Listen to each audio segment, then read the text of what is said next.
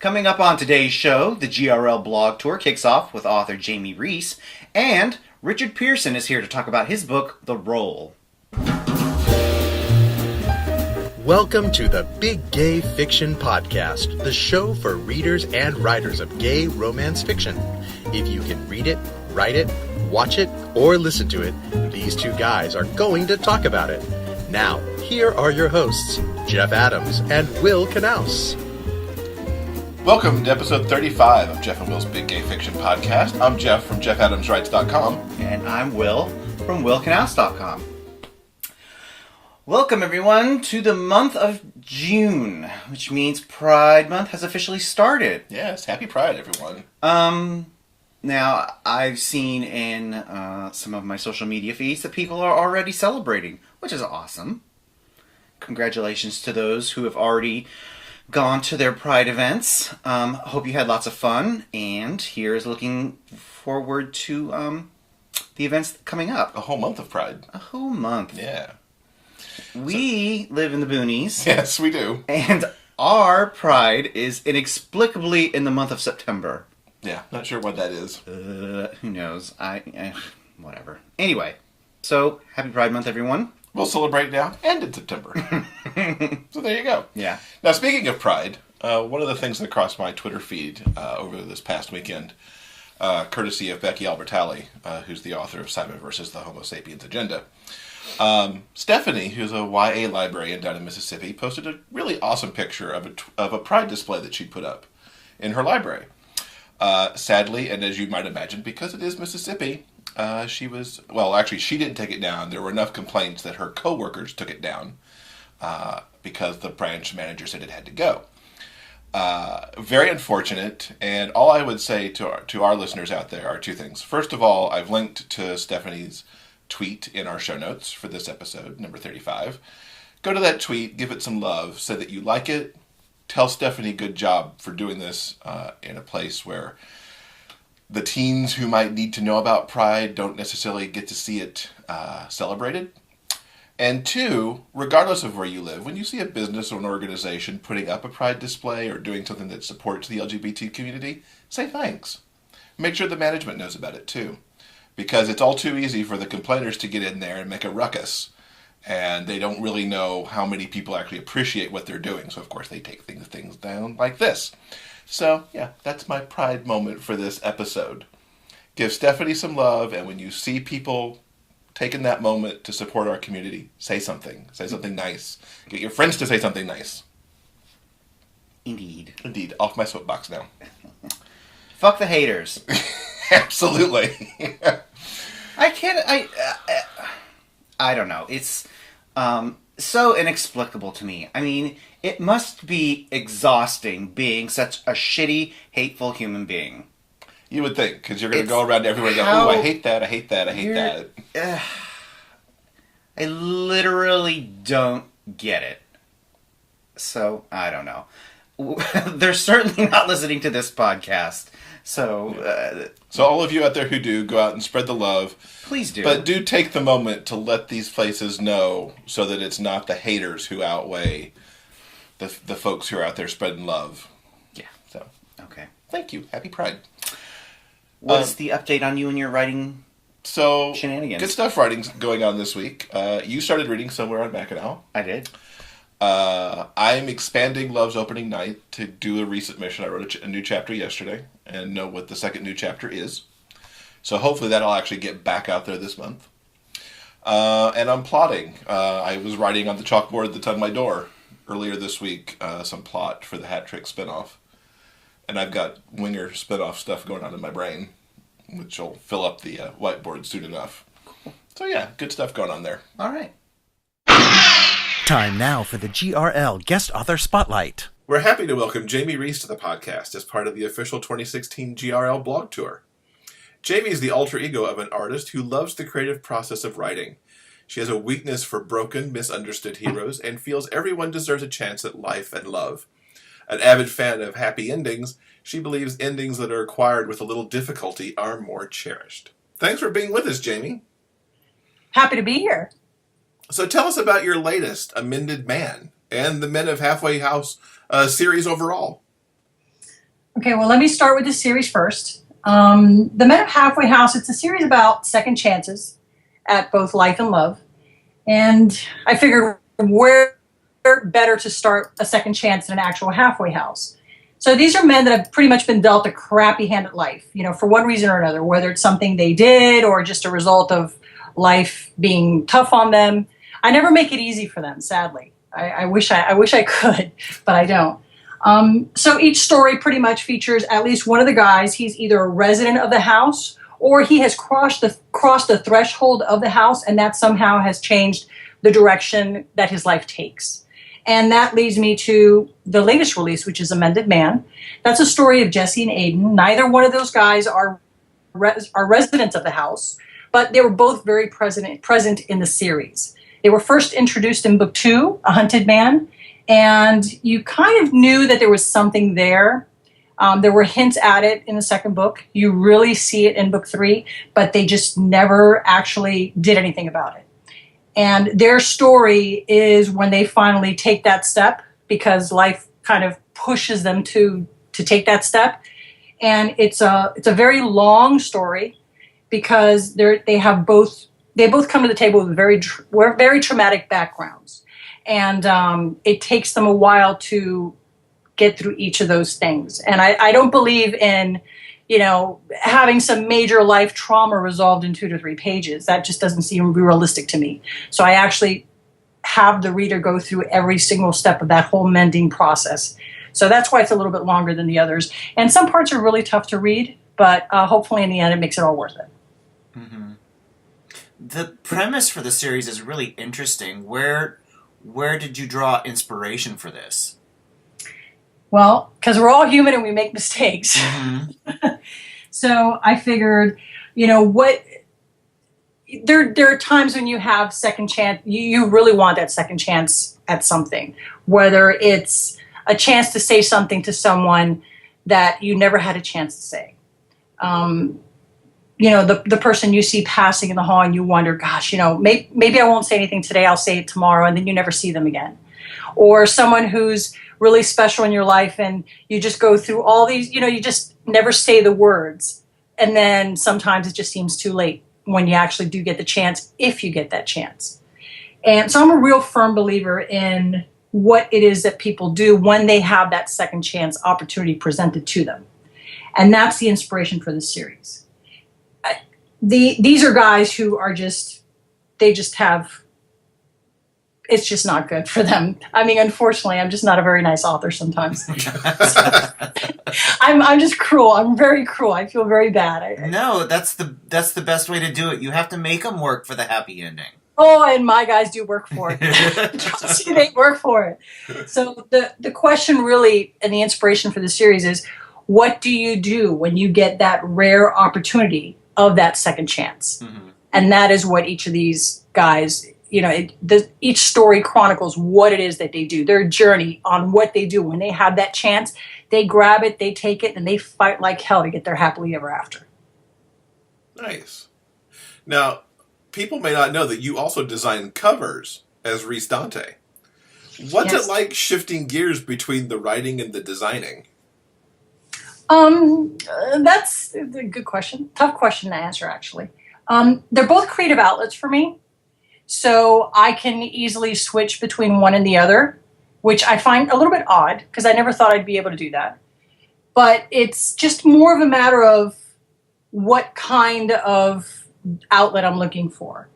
And it kind of sits my mood. Sometimes I'll sit and I'll say, okay, I have all these deadlines. I need to work on these covers. But then all of a sudden I'm inspired to write. I have to write at that moment.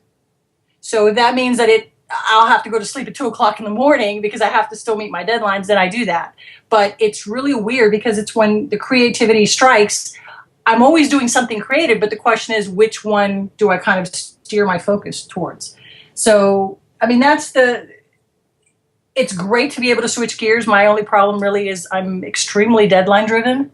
So I tend to do most of my cover work.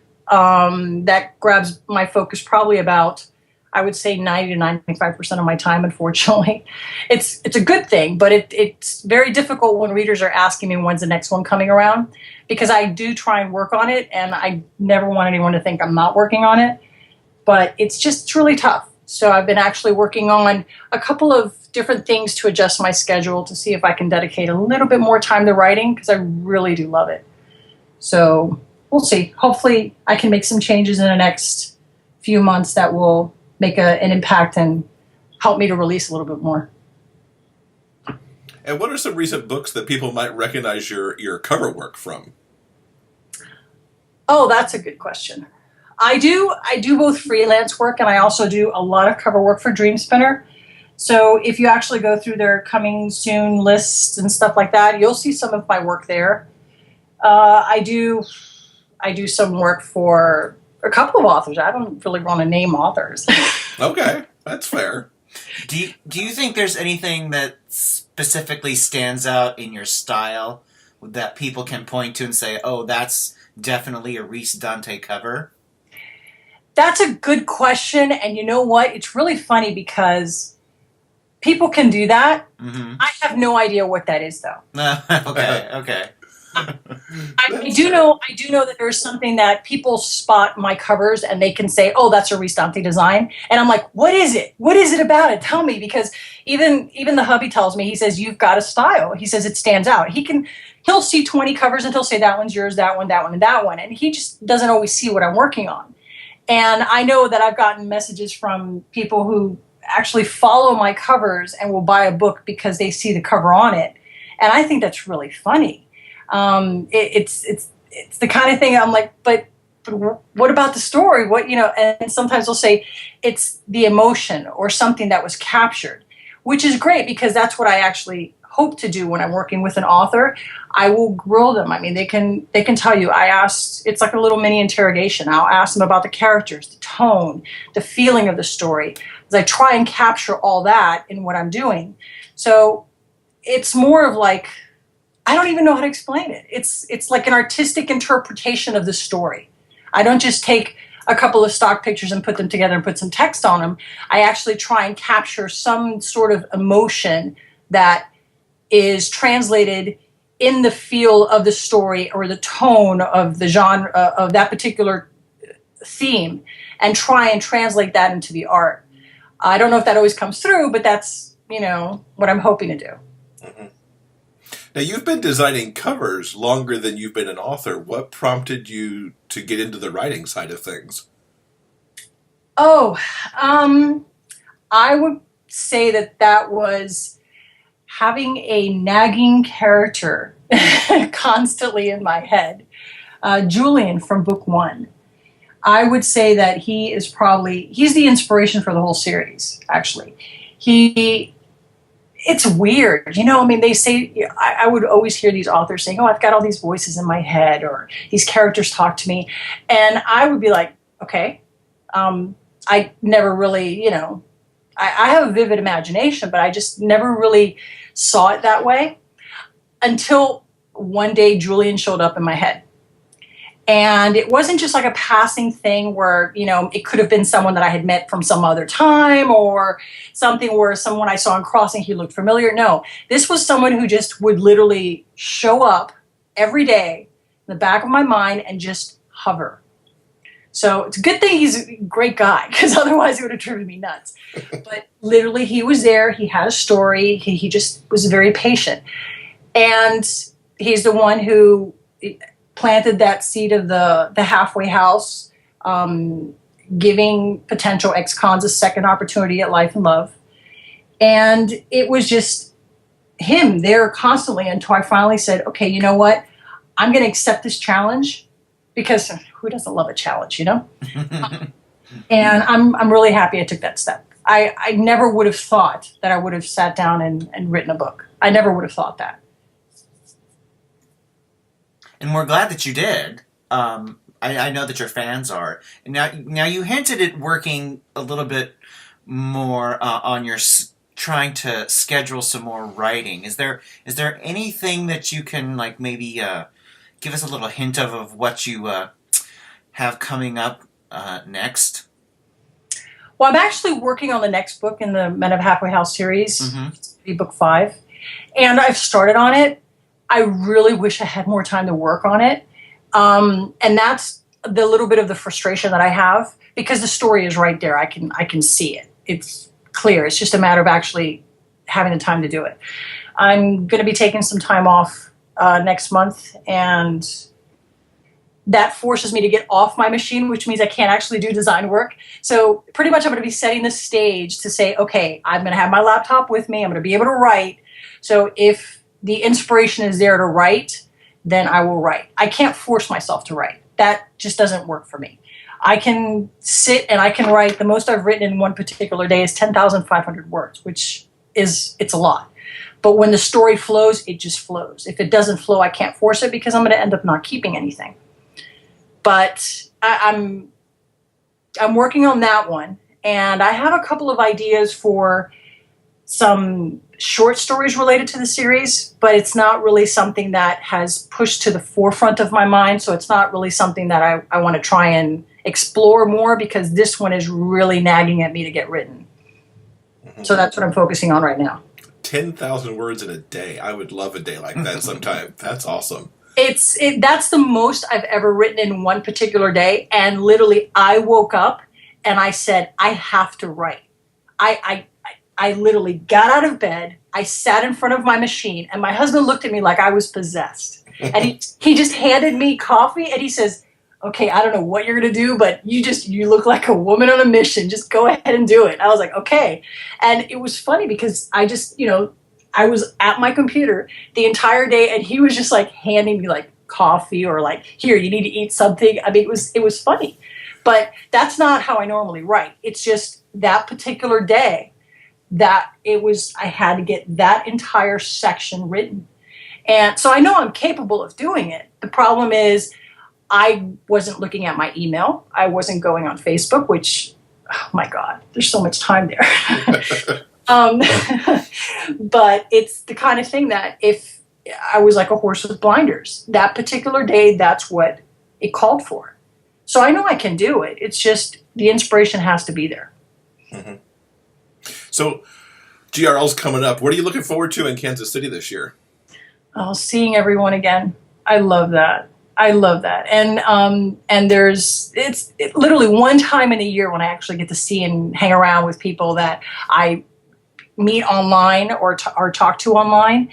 And I'm really excited about seeing a couple of new faces there that they've told me, oh, I'm going to GRL. I'm like, yay, because these are people you talk to on Facebook, and you talk to them for years sometimes, and you've never actually met them. So it's nice when you actually get to spend some time with them.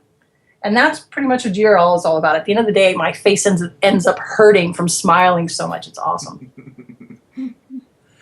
All right. And what's the best way for everyone to keep up with you online? For my author side, I would definitely say Facebook. I'm not really big on posting. Like, if you check my profile, you'll see that unless you see a picture of Rocco, my dog, my 125-pound dog, I usually don't post much, because I'm a very private person. So I don't usually air stuff that I'm dealing with or whatever on a daily basis. But, I'm there. So if someone messages me, if someone posts on my wall or something like that, tags me, I'm usually looking at it, or I'm, on my phone or checking it out or something, and I'll respond or something.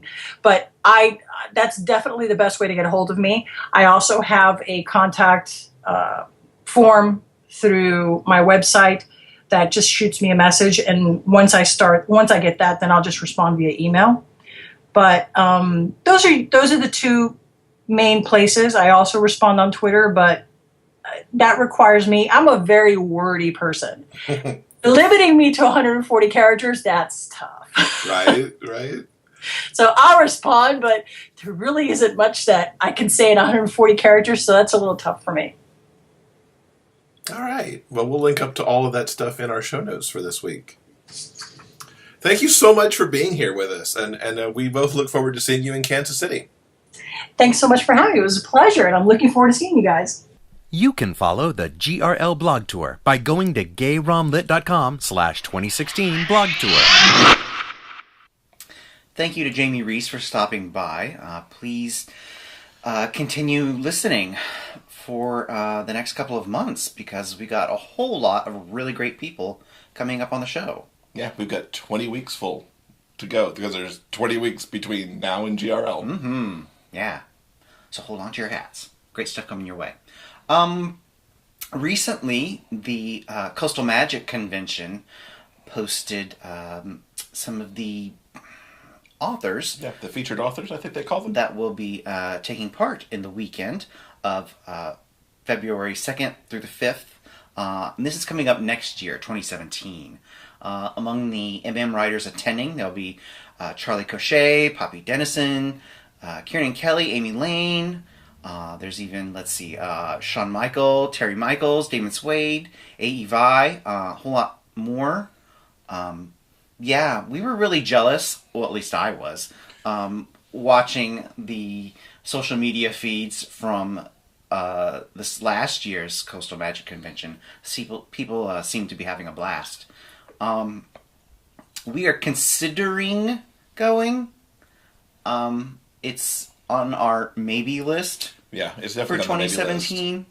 So yeah, we go as fans and readers if we end up going to Florida next year. Yeah. So yeah, check out Coastal Magic's website for the rest of the author lineup and all of the great stuff that they have planned coming up in 2017. Yeah, that's coastalmagicconvention.com, or you can just go to the show notes for episode 35 at biggayfictionpodcast.com for the link over to it. Cool. Yeah.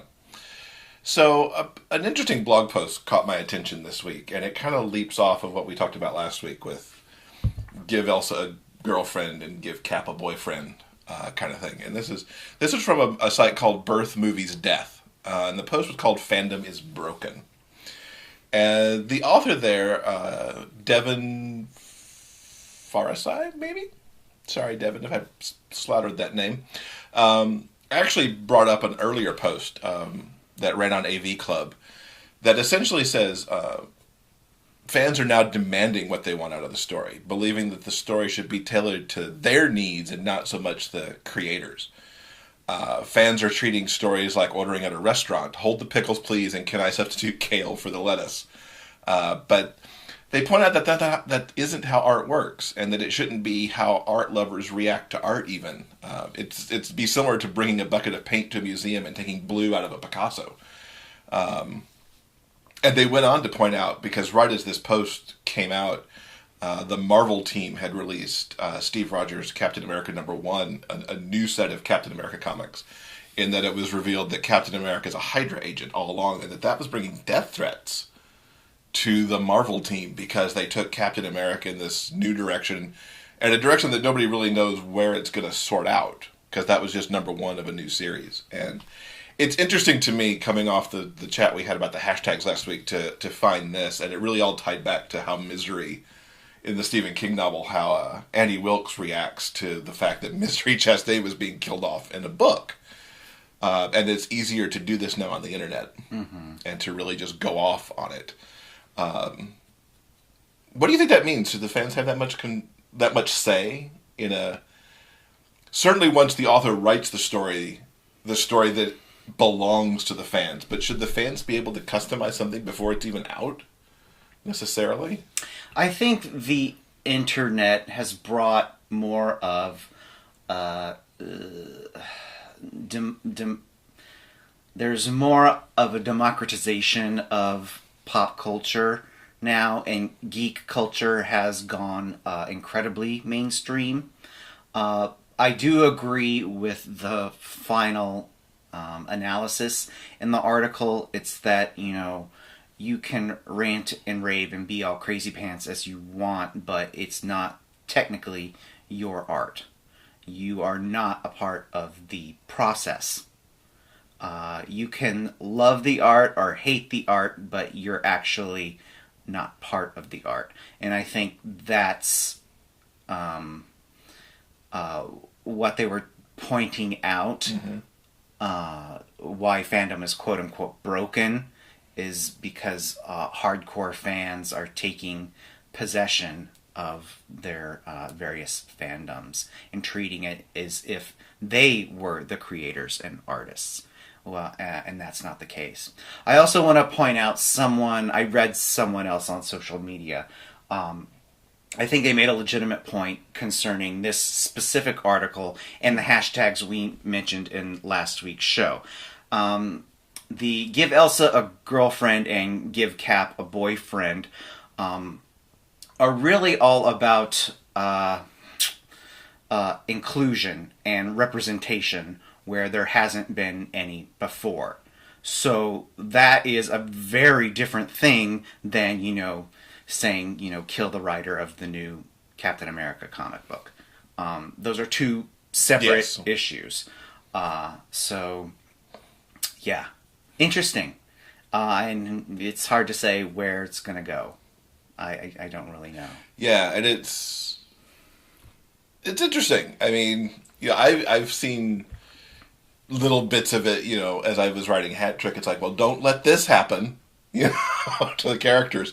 And some of it is just minding the trope, which I think is far different than this, too. There's minding the trope and give readers the expectation of the trope versus, death threats for taking something in a certain direction, too. Yeah. So, yeah, it'll be interesting to see how this starts to play itself out over the coming months and years, even, but how that goes. So, let's hop to our other author interview for this episode. I had a great time talking with Richard Pearson about his debut novel, The Roll. I reviewed it a few episodes ago, and that review will be linked up to in our show notes for this episode as well. But Richard talks about how he came to write this book, what parts of it are kind of semi-autobiographical, who's among his friends that are in it, and yeah, we had a great time. I had a great time talking to him, so let's go to that now. Richard Pearson is a triple threat author, actor, and attorney. He grew up in Little Rock, Arkansas, where he appeared in many plays and musicals. After graduating from Rhodes College, Richard went on to obtain a law degree from Rutgers School of Law. And while he works as an attorney by day, his nights and weekends are spent writing novels and performing in theatrical events all over New York City. Richard lives in Jersey City with his brilliant husband, Brian, and their amazing daughter, Natalie. And his debut novel, The Roll, was just recently released. Richard, welcome to the podcast. Hi, thanks for having me. It's great to have you. We're glad you reached out. You'd been listening to the show, and then you reached out, and I think it was via Twitter, and was like, you need to read this book, because you like theater. And sure enough. I know, I was very excited. I was like, oh my gosh, not only do they talk about fiction, but they're really into theater. They will love it. And I did love it. It was a great read. So tell people about The Roll. The Roll is basically a novel that is about a actor who is struggling in the business, and he's thinking about quitting, and right as that moment happens, he is granted this amazing opportunity where he gets the big Broadway break that every actor dreams of. And what he learns is getting that break is not really the hard part. The hard part is making it through opening night, and his obtaining of the role comes with a lot of strings, and it makes him wonder whether or not it's really worth it. So what was the inspiration for the book? I imagine a lot of it was what you actually go through when you're performing at these events, these theatrical events. Definitely. A lot of it had to do with that. I mean, when I was in my early 20s, I had this whole thing. I grew up, in the South, and I just wanted to get to New York City since I knew what it was. And I thought, I'm going to go to New York City, and it's going to be fabulous, and it's going to be amazing, and everyone's going to love me. And I did not do that. I ended up going home to my hometown, and I got a job doing something legal, as a paralegal, and it just kind of stuck. But I always still continued to perform, and I was fortunate enough to finally come to New York City. And I remember going on my very first audition, and I had no idea how it all worked in the real professional theater world. And I wrote all of these journal entries about it, and as I kind of slowly stopped getting as much work as I used to, I just kind of kept this journal about it. And I became an attorney, and then I had a really hard time getting a job out of law school. And so, to keep my sanity, I was I'll just write a book. I've always wanted to read this book about an actor on Broadway who's gay, and like, where is that story? And so I was like, I waited for years for it to happen, and like, I just realized no one was gonna write it, so it was my job to do so. And so, yeah, a lot of it is pulled from like personal like experience, particularly the beginning. Like, that is exactly what it is like to go through an audition. I mean, there's a lot of other funny quirks to it. Like, you'll have generally two things happen. You will go to an audition and you will be in a room full of 20 to 40 people who look exactly like you, which is really funny. Or you have the opposite happen, which is you go into a room where 39 other people look nothing like you, and then you wonder why you're there. So there's a lot of subplots in the novel. There's the primary of Mason getting his, going for his dream finally, but there's all this other stuff going on. How did you decide what to put in and maybe what to leave out? I envisioned in my head like there's like all these DVD extras sitting off on the side maybe that didn't make it into the book. You were absolutely right. There are. I wrote a really rough outline, and in it, like, I went in through like all of the stuff, like the producer character who was like barely in it, like had like this whole other subplot about how hard it was to fund this kind of a show and that kind of a thing. So like that just got cut completely. And when I was doing my first draft, like I wrote like little bits of those kinds of things, and then I would realize that like it was just not really helping the narrative progress at all. So then I would have to like truncate them or like cut them entirely.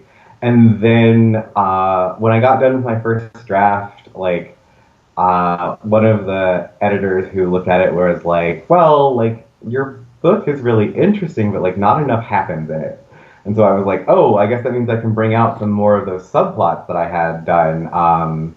Like, initially, there is a character in my novel that is an understudy, and in the first draft of it, that character is never named, and he's like this shadowy figure that like you only kind of vaguely understand as someone waiting in the wings. And then people were like, well, I didn't really get this aspect of it. I was like, great, that means I can tell that whole extra part of the story. So yeah, like every single one of my characters probably has like this whole other side story that goes on, and choosing them was really, really hard. And I kind of looked at the major themes of it and like what I was trying to get across. Like, you learn a lot about the actress in the show and like what her personal life is like, because she has a very different non-heteronormative arrangement with her life partner. And since like playing with that is a theme in the book, that like sometimes people have different arrangements in what their relationships are like. So I was like, I wanted to present that story so that all of the characters who are in the novel could see that that was an option, and like how to do it appropriately as opposed to perhaps not. Mm-hmm. Yeah, and both of those actually were two of my favorite bits of the book. The understudy in particular had a nice character arc without giving any spoilers, along the way. That story played out really nicely. Thank you. He was one of those fun characters that like when I decided to like actually let him play his full role in like the whole text, he just kind of popped into my head fully formed, and I really enjoyed getting to write that, because I was like, well, like, I thought that it was weird that I wrote a novel about theater that didn't really have like the bitchy theater person in it.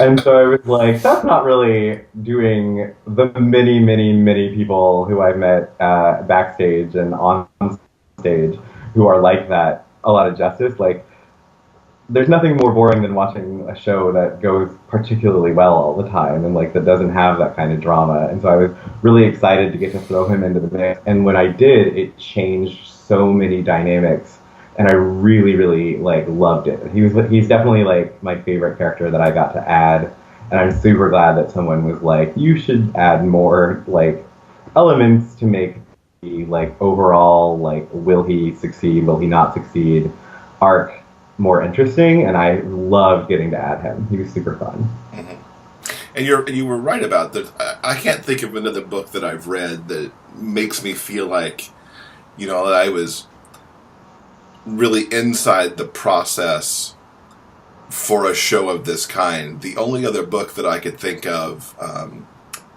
Tim Federal did 5, 6, 7, 8, and the sequel to that.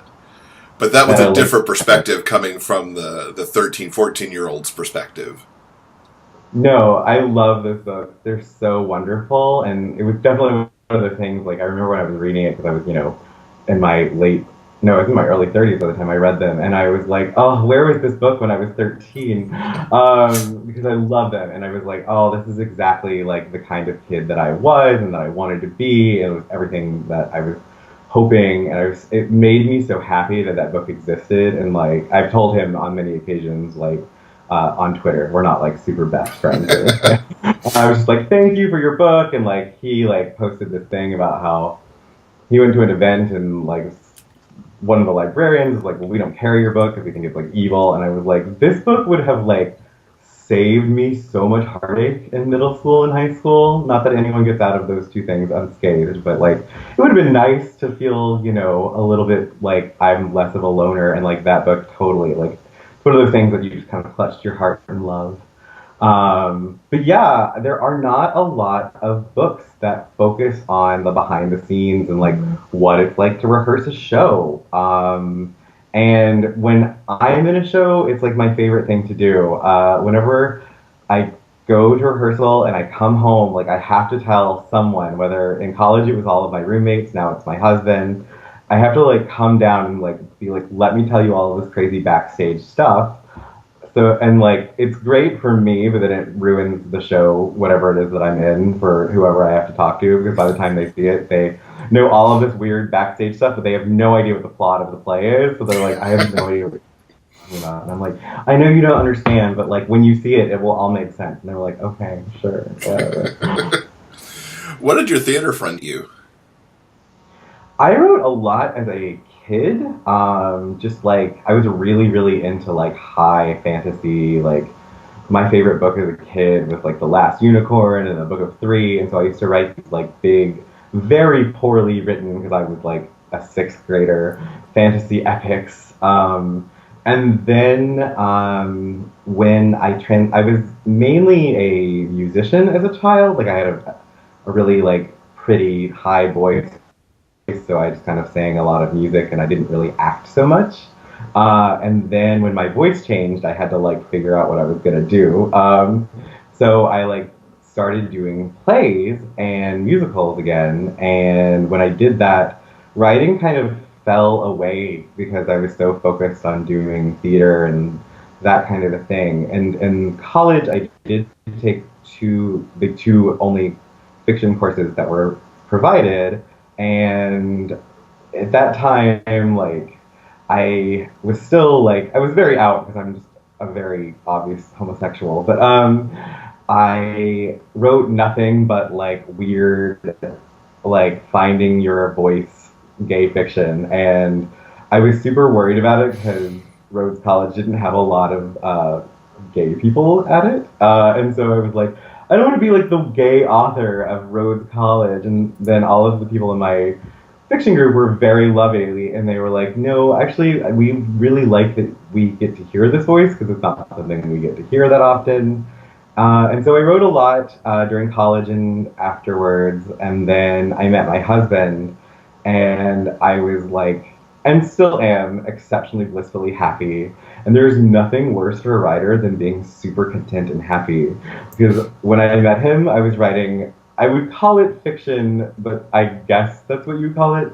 It was just like a series of dates that went well with fictional characters. And like, there's nothing more boring than that. And so then I was like, this is so boring. Like, have I just like lost my authorial voice, or what happened? And so then finally I kind of figured out, I was like, I just have to pretend in my universe that I don't have like a loving, wonderful, super supportive husband, and therefore like figure out what I would do and what I would be writing if I didn't have that.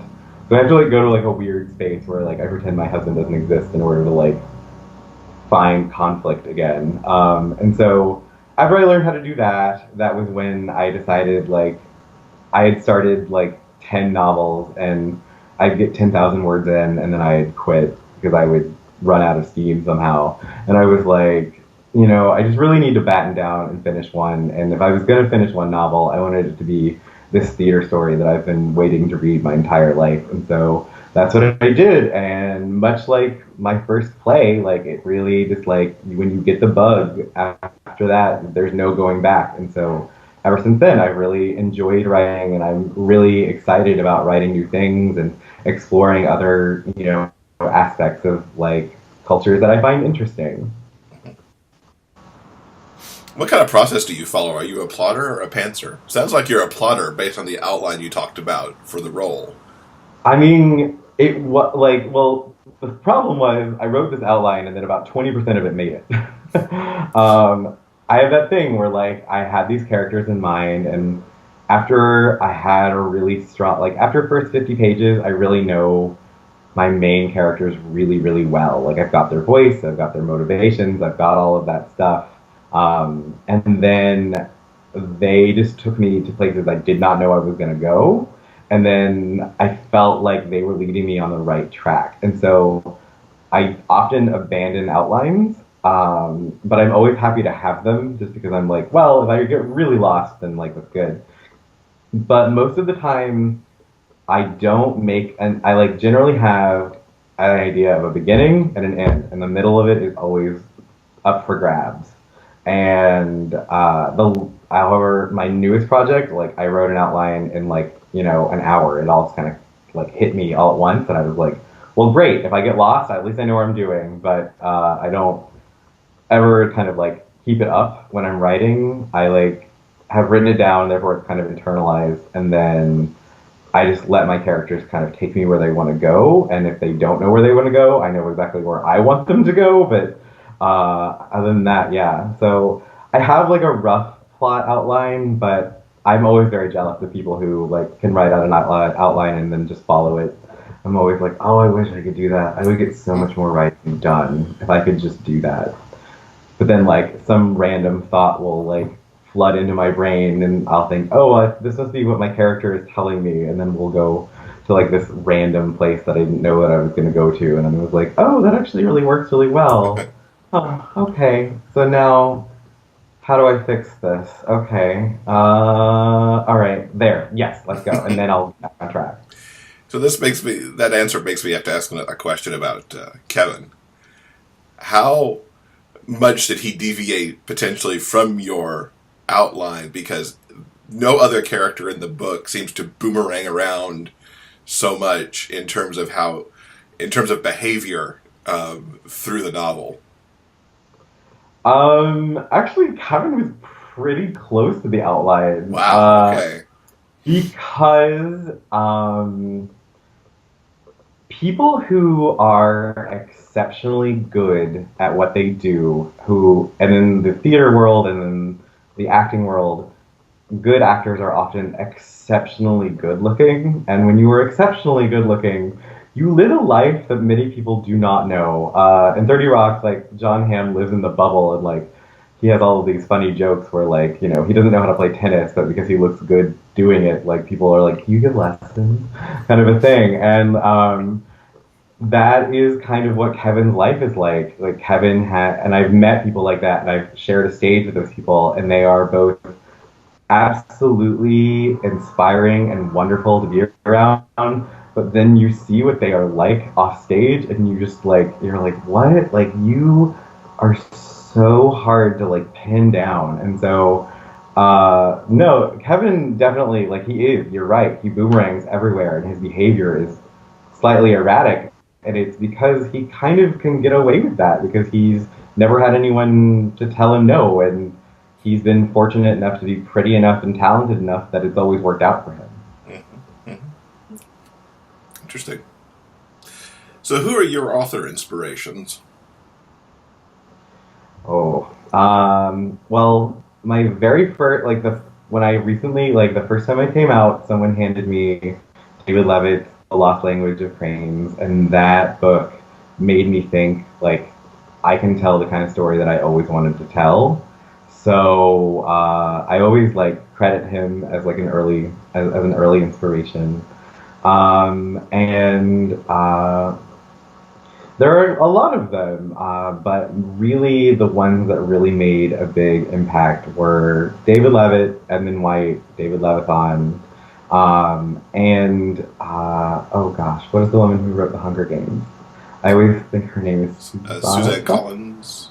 Suzanne Collins, thank you. Yeah. I get her and the woman who wrote Jonathan Strange confused in my head for some reason. She really opened my eyes because she wrote such a very like compelling book written in first person present tense, and I loathe describing anything. And so when you write in that voice and that voice style, you can get away with perhaps not describing so many things.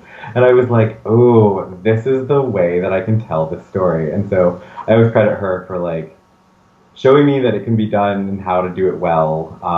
And, you know, I've read those books, you know, over and over and over again, just to kind of get that style and understand like where and when to place detail and when and where I can get away with not doing it.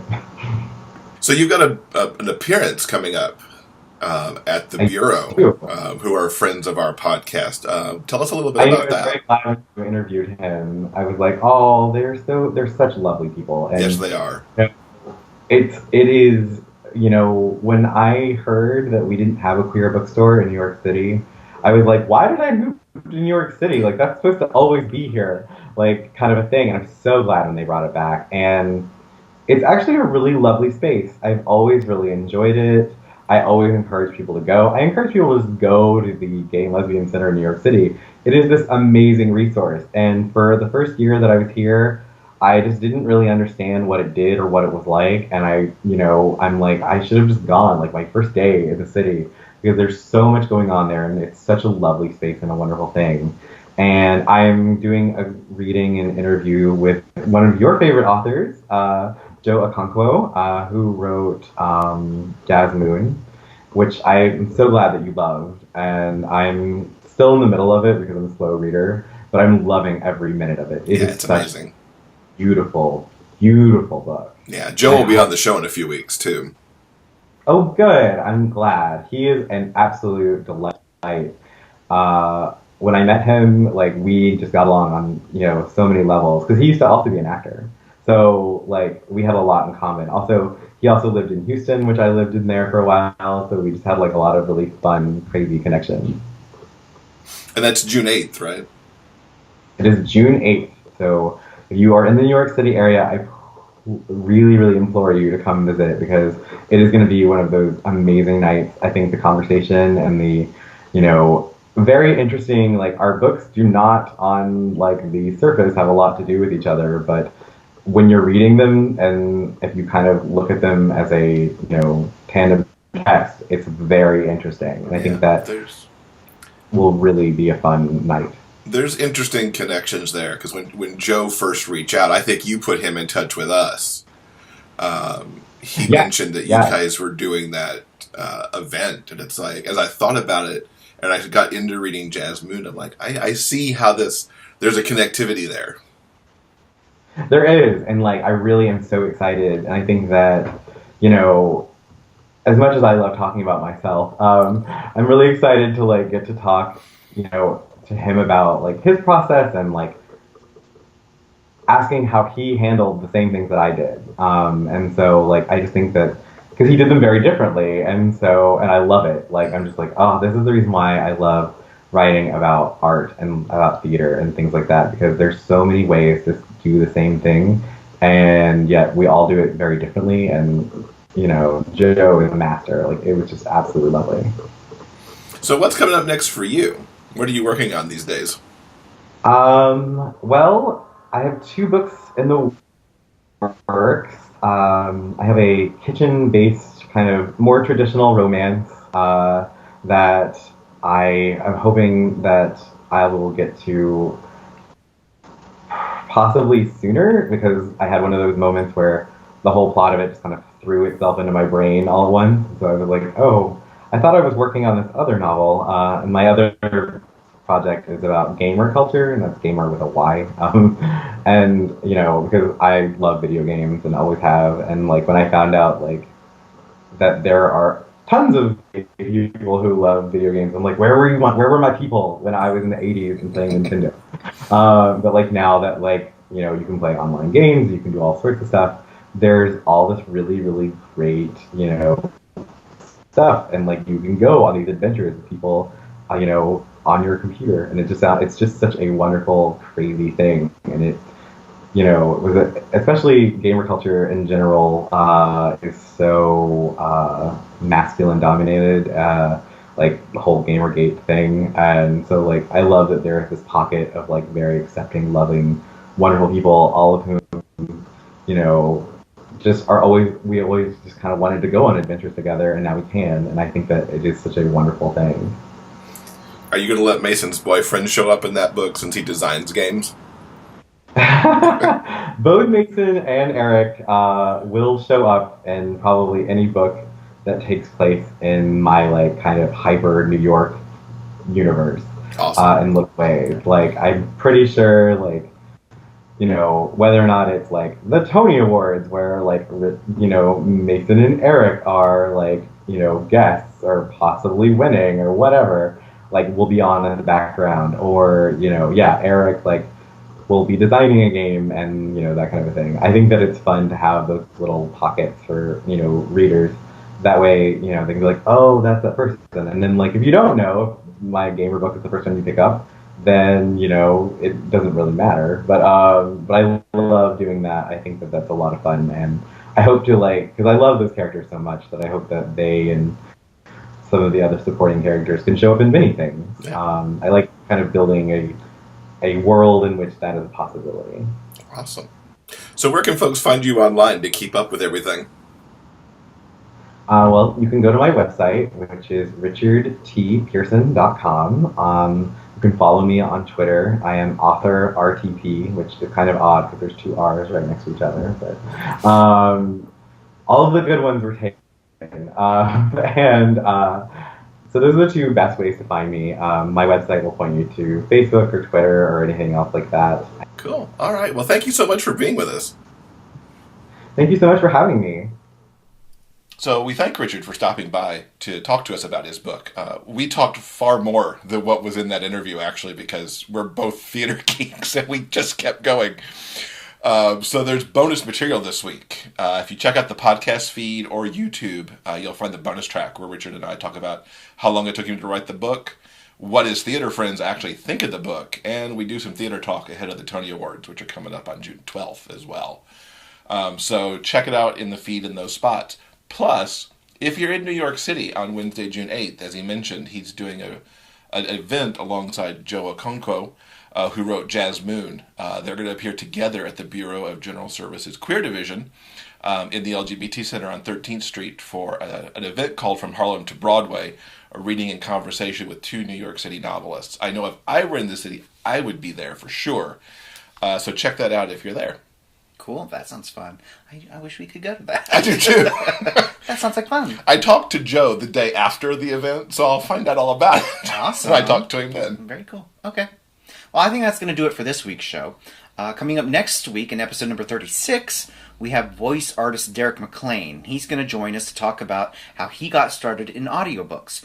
Plus, we've got Jenna Scott. She'll be here as part of the 2016 GRL Blog Tour. Awesome. Sounds like a good episode. Yeah, I can't wait. Can't wait to be there next week. Thanks, everybody. Have a good one.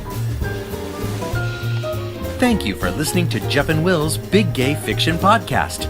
New episodes are available every Monday at iTunes and other major podcast outlets.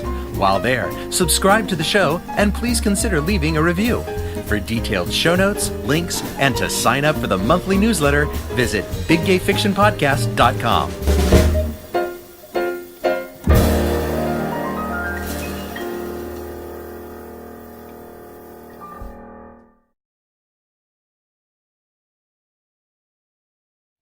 Coming up on today's show, we have an author 2-for-1 with the GRL. I liked where you were going with it, sir. Coming up on today's show, we have an author 2-for-1. We have You want to write it? Welcome to episode 35 of Jeff and Will's Big Gay Fiction Podcast. I'm Jeff from JeffAdamsWrites.com. And I'm Will from Will Knauscott. From someplace. Goodness. This is so awful. Oh my god. Okay, let's start that over. I'm going to die.